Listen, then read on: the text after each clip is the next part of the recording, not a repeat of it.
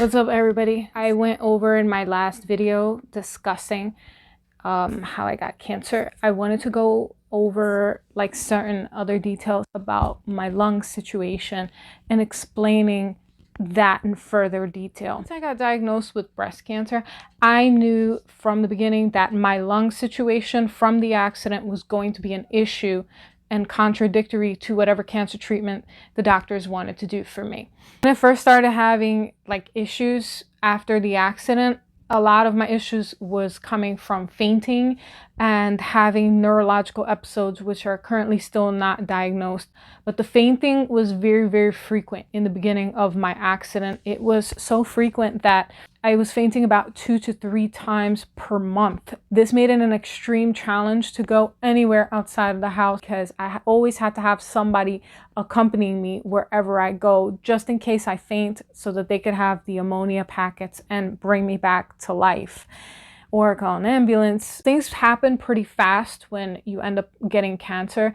And one of the things I did with my situation was that I knew I had to redo a breathing test and bring it back to my pulmonologist immediately. I went to my ENT place and I got another breathing test, and that was at 61%. I made like an emergency appointment with my pulmonologist, and I went to go see him to bring him the result of that breathing test. When he reviewed the results of the test, he also changed my medication and he sent me for an X-ray. Same day that I went to go get my X-ray done was the same day that my breast surgeon's assistant called me to discuss the results of my MRI. So I just got a call from my breast surgeon and they went over the results of the MRI. And the good news is that they only found the cancer in one spot, which is the original spot. And it seems like that it hasn't really left the area of the breast, because usually with breast cancer it can spread, throughout your body. So it seems like it's in that one area for now, which is good news. And they told me that they're gonna try to work with my pulmonologist to get me medical clearance as soon as possible so I can get the surgery. But it's just like so overwhelming, the whole situation. And I just got done doing an X-ray for my lungs, so the pulmonologist can review it and he could tell me, between like all of the things that I'm doing, the medications he prescribed, the inhaler he prescribed, and the X-ray, if I'll be good to go for surgery within the next few weeks. During that phone call, I also asked her, originally on my papers, when I had the sonogram and mammogram, my tumor measured at 1.3 centimeters. The MRI showed that my tumor was actually at 1.9 centimeters, which is stage 1A. So if you're now telling me my tumor is 1.9 centimeters, that would make me at stage 1C, very close to being stage 2. So I asked her about that, and I said, did my tumor grow in the past 2 months from February to now? And she said, maybe, maybe not. And I said, well, what do you mean by that? And she says, the thing is that sometimes the mammogram and sonogram don't show the truth. The MRI shows the real truth. So it could have been that size all along and the mammogram and sonogram didn't pick that up, or maybe it did grow. So I have no way of knowing that because everything in my situation is getting like super delayed. I told her on the phone that I'm not trying to be a difficult patient, so trying to work with my pulmonologist so that I can get medical clearance so that I can get this surgery. And I kind of broke down on the phone, and she said she completely understands that it's very important that I have medical clearance so that they could put me under anesthesia and that I could survive the surgery. So I make another appointment to go back to my pulmonologist and review the results of the X-ray.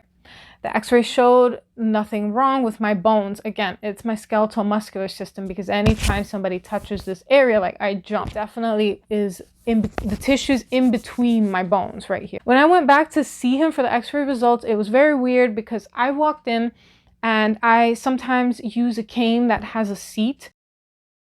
And he looks at me and goes, "What's all this?" And I'm like, huh? Like, what are you talking about? And he's like, why are you using a cane? And I'm like, I've been disabled for like the past 3 years. Like, this is nothing new. And then like he started asking me really weird questions. Like, he was acting like he never saw me before, and it was really weird. And I had to reiterate the entire situation to him, which was weird because if you're my doctor, You should probably know who I am. I get that doctors see a lot of patients, but I saw him pretty close together, so I would assume that he should remember who I am. It's very strange that he didn't remember me. Started talking about my breathing in general, and I told him I've been doing everything I can to prepare for the surgery. For Christmas, my brother brought me this thing called Air Physio, and it's basically a weight trainer for your lungs. There's a metal ball on the inside, so when you breathe from it, it lifts the metal ball, and it in turn expands your lungs. At the beginning, when I started using this, I wasn't very good at using it. I felt very faint and sick, but now I feel like I'm getting better. I then proceeded to ask him that I wanted to get a referral for a hyperbaric oxygen chamber. When I was a diver, we learned a lot about the hyperbaric oxygen chamber and how it's used to treat decompression sickness. My insurance said that they would cover the hyperbaric oxygen treatment so long as I could get a referral from a doctor. So who better to get the referral from than from the pulmonologist? And when I asked him for the referral, he goes, well, why do you need that? And I'm like, look, when I was a diver, we learned like this brings oxygen to the body. And if I'm having trouble breathing, I want to give myself the best chance possible to get this surgery. And he goes, I'm not going to give you a referral. And I'm like, excuse me, like, why? And he's like, oh, I don't see a medical reason for you to have to do that. That's like for open wounds. I'm like, the hyperbaric chamber is used for many things other than just open wounds. As a matter of fact, the hyperbaric oxygen chamber can also help slow down cancer cells thrive in oxygen-starved environments. So when you bring oxygen back into the body, it slows down the tumor. And also this part of me that got injured is right above where my tumor is. So hello, like things are starting to make a little sense here. He doesn't want to give me the referral. And I'm just getting like really pissed at this point because number one, he doesn't remember me. Number two, he doesn't want to give me this referral. And the situation gets even worse because he tries to gaslight me and say that the reason why all my breathing tests are coming out low and under like the normal breathing amount is because I'm not listening to the nurses when they're telling me how to breathe. And I'm like, excuse me?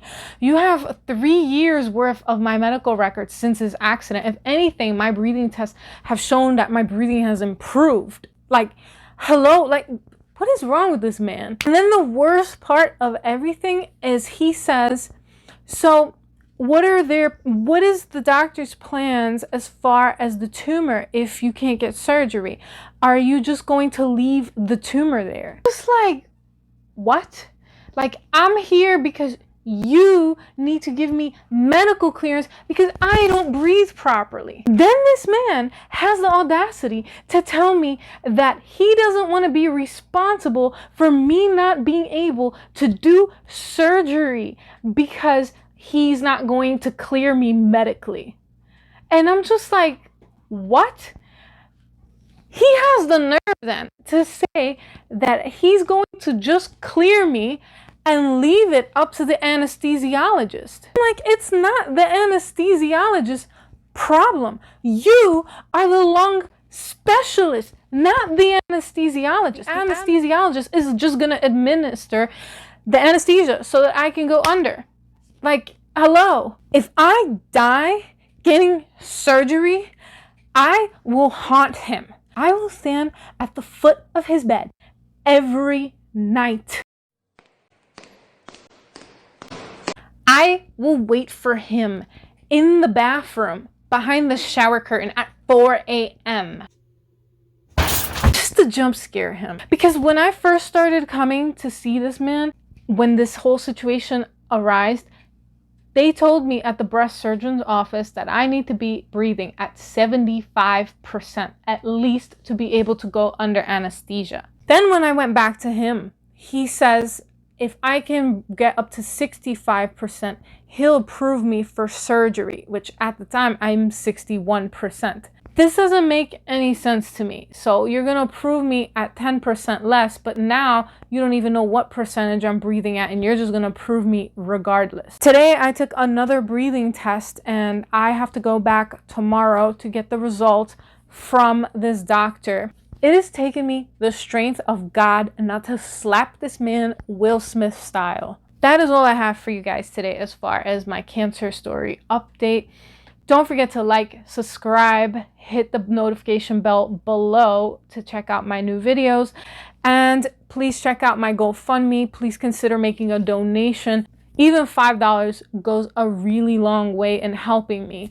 So if you have it, and you can help, great. But please don't think that a small amount doesn't make a difference, because it really, really does. Like, you don't have to donate a super large amount to make a difference and to help me out to reach my goal in getting holistic cancer treatment. Thank you so much for watching, and I will see you guys next time. Bye-bye.